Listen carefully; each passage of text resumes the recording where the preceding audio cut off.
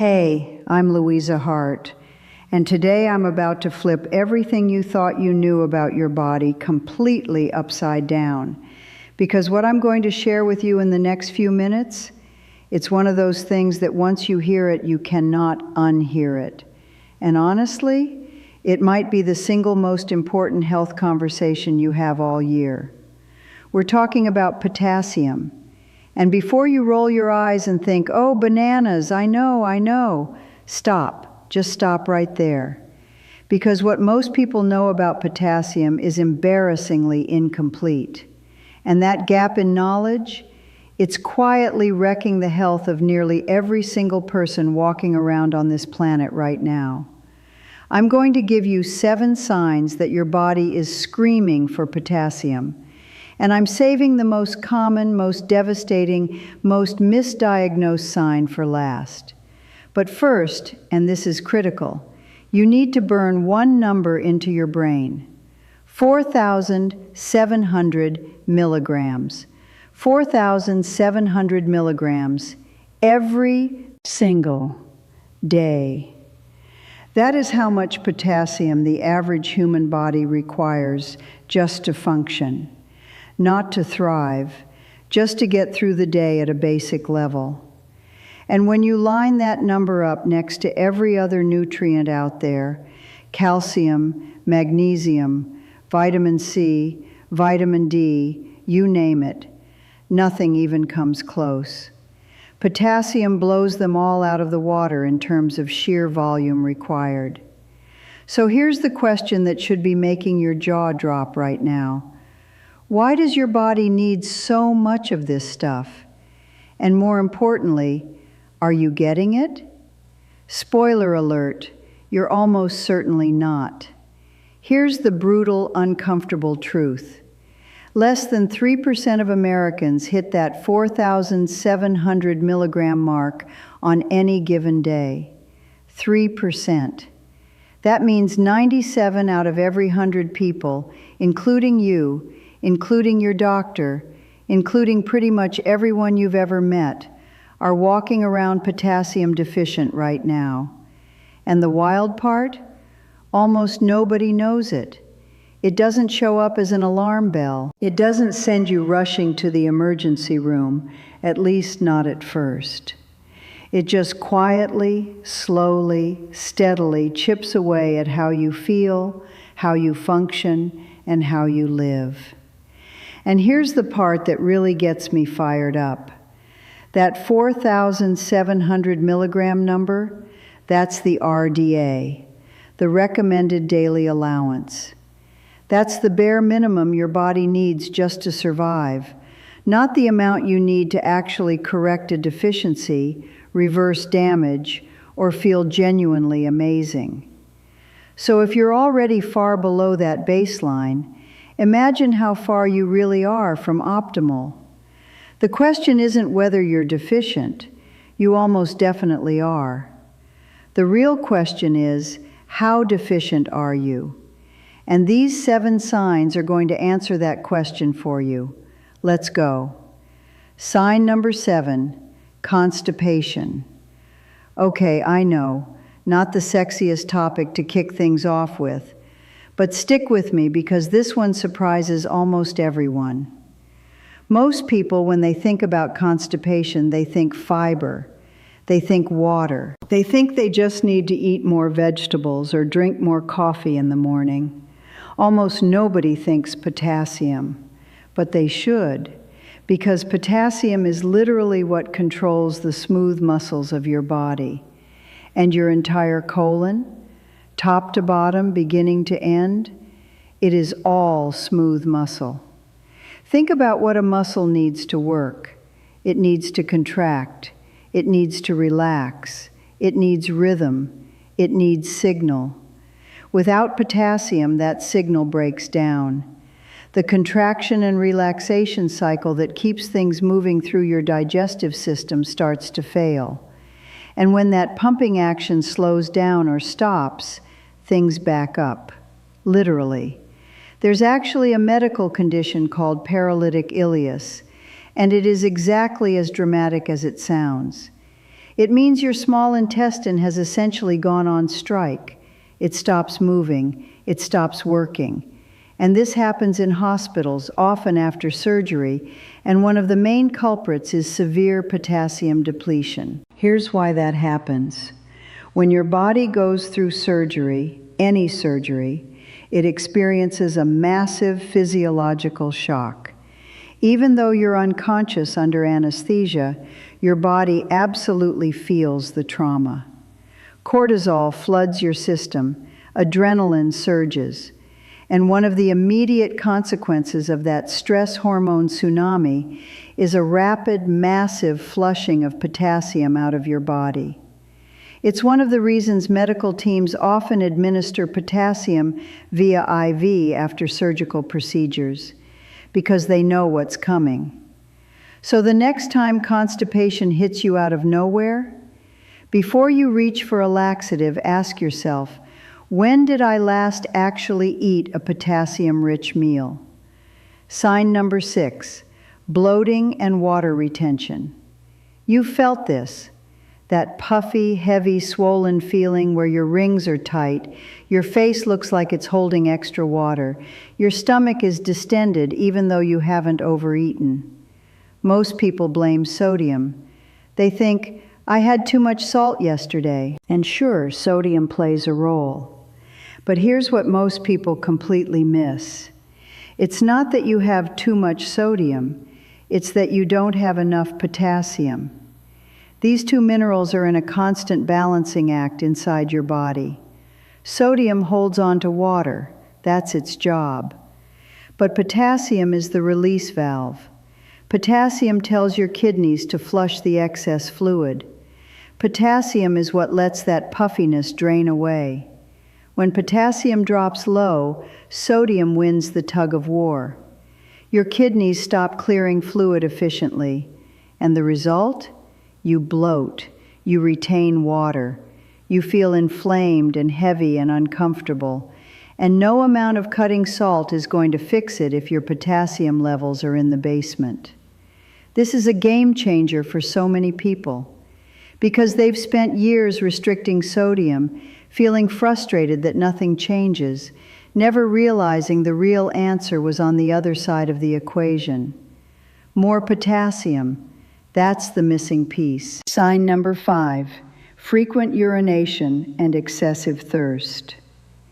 Now, when most people hear frequent urination and constant thirst, they immediately think diabetes.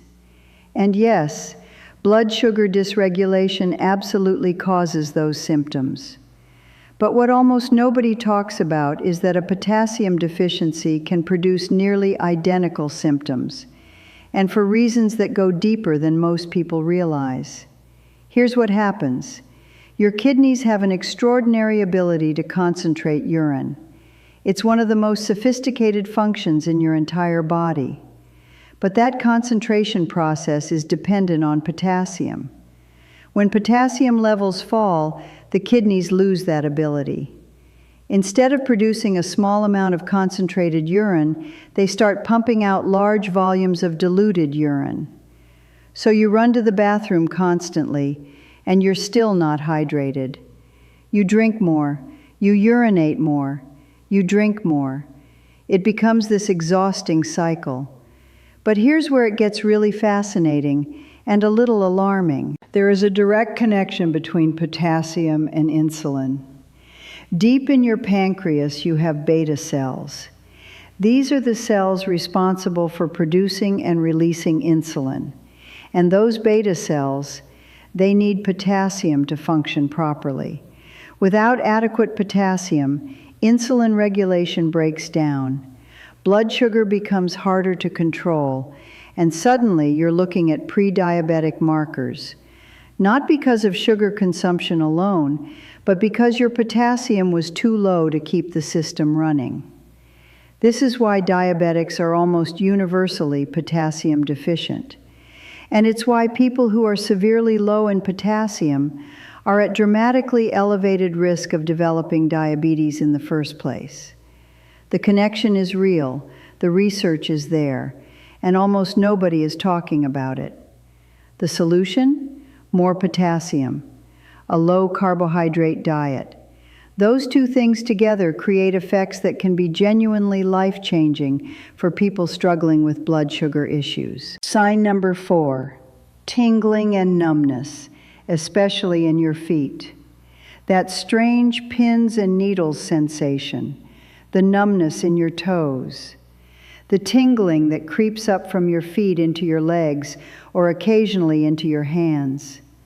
Most doctors hear this and immediately think peripheral neuropathy, nerve damage typically associated with long-term diabetes.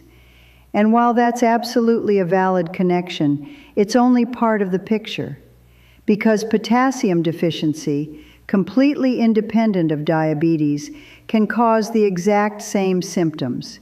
And here's why. Potassium is electricity. That's not a metaphor, that's physiology. When a nerve impulse needs to travel from your brain down your spinal cord and all the way out to your fingertips or your toes, potassium is what makes that journey possible.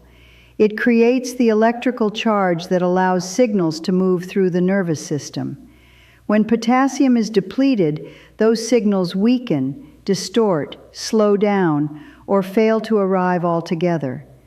The result?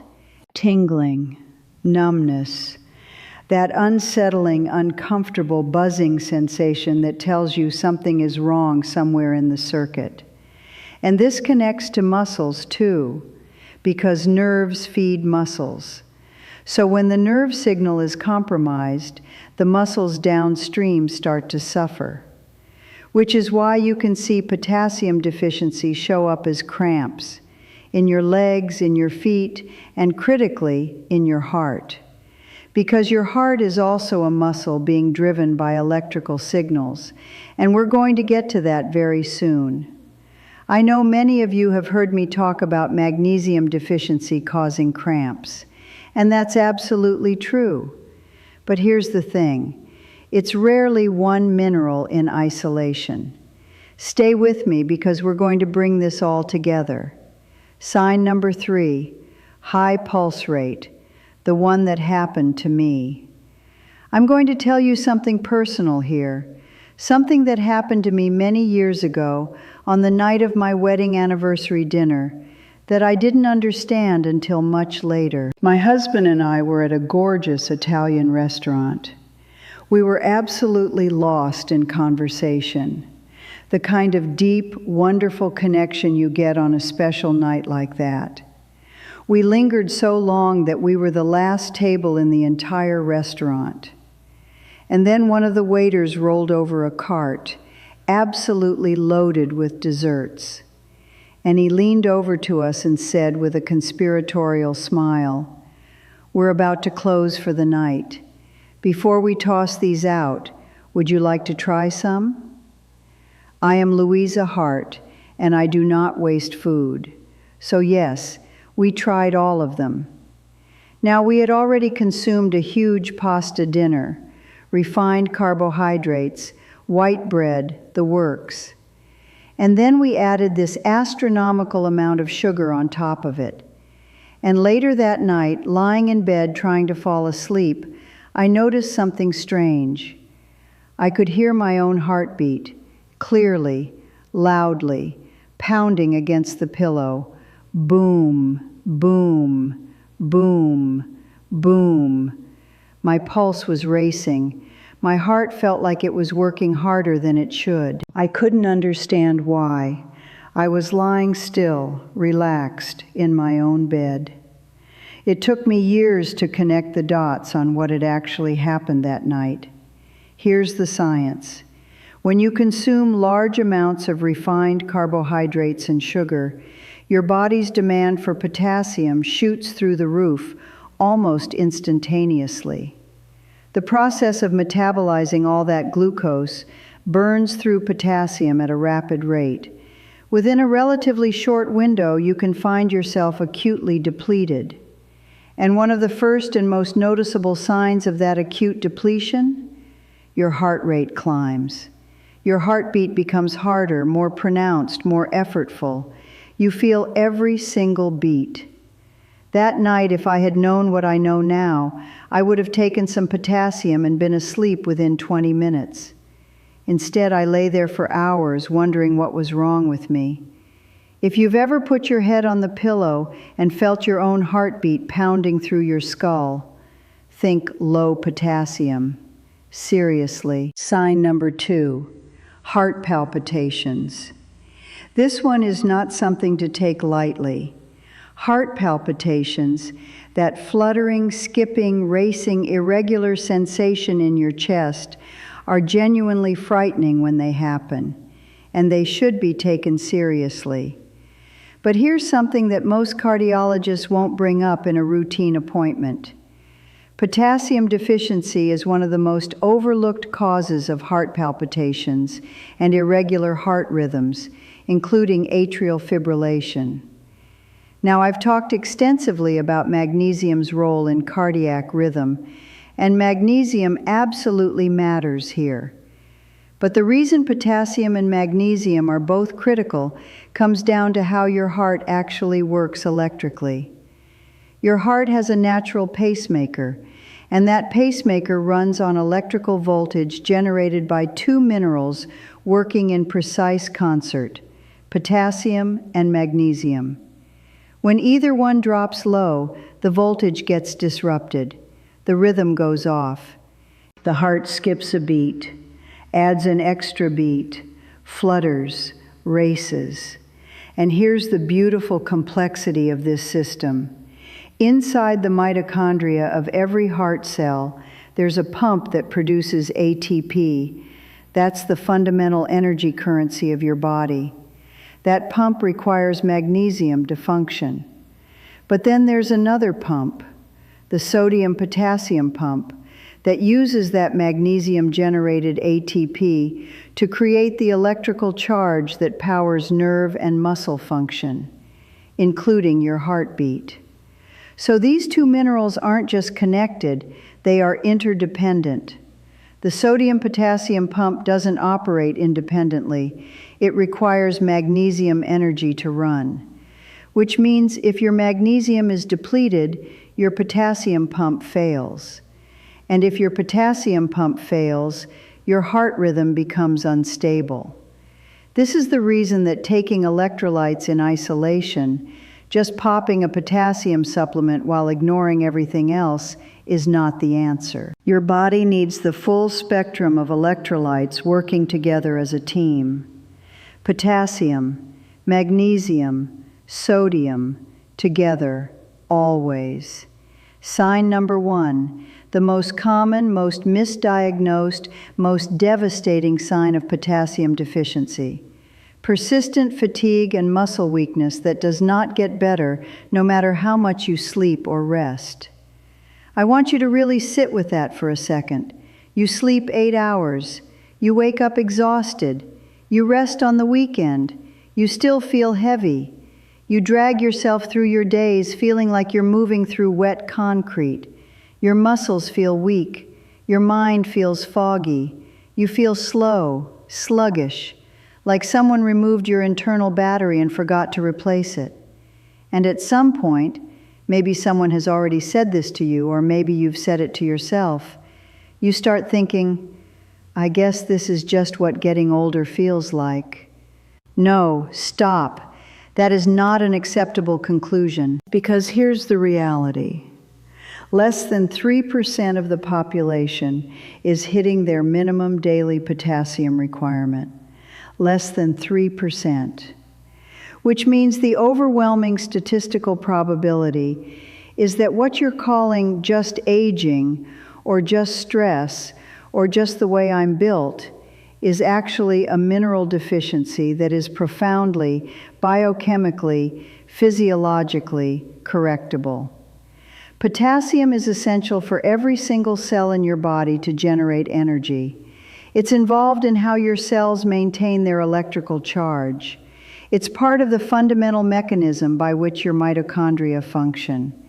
When it's low, not critically low, not hospital low, just consistently below optimal, your entire system runs at reduced capacity. Every system, all the time. You feel it as tiredness, as heaviness, as that inexplicable fogginess that coffee doesn't fix and sleep doesn't cure. And because it comes on gradually, because it feels like a slow dimming rather than a sudden switch, people adjust. They lower their expectations of how good they're supposed to feel. They accept it as normal. It is not normal. It is a deficiency, and it is fixable.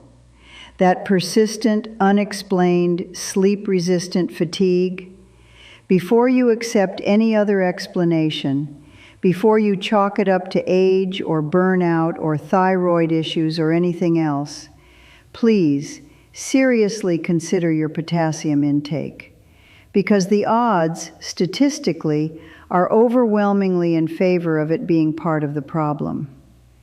So what do you do with all of this? First, you recognize that this is not a rare problem or a niche concern. This is a near universal deficiency affecting virtually everyone who eats a modern diet. 907 out of 1,000 people are not getting enough. The math is staggering.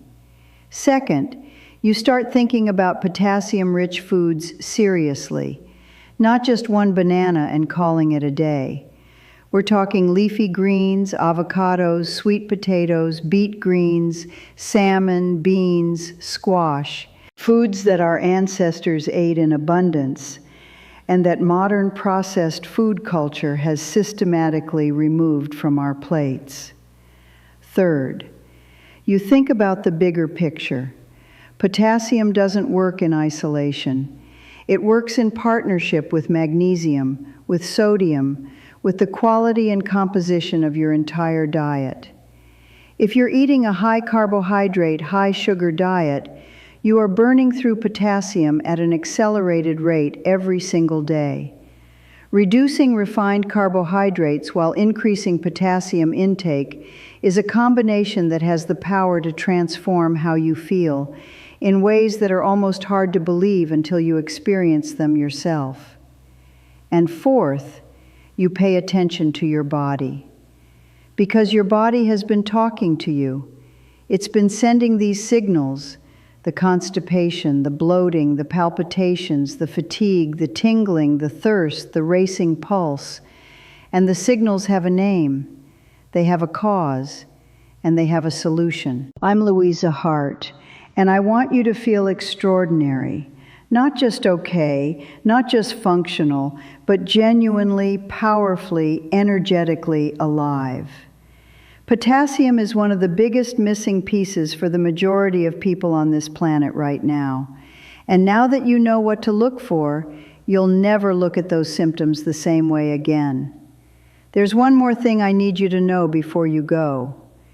There is a condition, one of the most widespread, most chronic, most medically puzzling conditions in the entire United States that affects over 120 million Americans. And here's what's truly mind-bending about it. 90% of cases are officially classified as having an unknown cause. Decades of research, billions of dollars spent, and the medical establishment still claims they don't know why it happens. I disagree with that conclusion completely, and I've put together an entire deep dive on exactly what's driving it and what you can do about it. You need to watch that next. It connects directly to everything we just talked about. Click it right now, because this is the kind of information that genuinely changes lives, and I'll see